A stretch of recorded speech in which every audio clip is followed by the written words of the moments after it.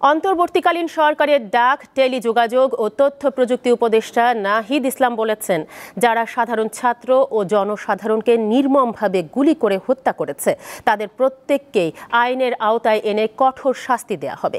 সকালে বৈষম্য বিরোধী ছাত্র আন্দোলনে পুলিশের গুলিতে টাঙ্গাইলের ধনবাড়ী উপজেলার বীরতারা ইউনিয়নের বিলকুকরি গ্রামের নিহত সাজিদের জানাজায় অংশ নিতে গিয়ে এসব কথা বলেন তিনি। সাজিদরা জাতীয় বীরে পরিণত হয়েছে। সাজিদ নিজেই বলছিল, ওর মাঠ থেকেই শুনলাম যে বীরের মতো বাঁচতে চাই, কাপুরুষের মতো বাঁচবো না। আজকে বীরের মতো বাঁচা কি জিনিস সাজিদ এটা পুরা দেশবাসীকে কিন্তু শিখায় দিয়ে গেছে।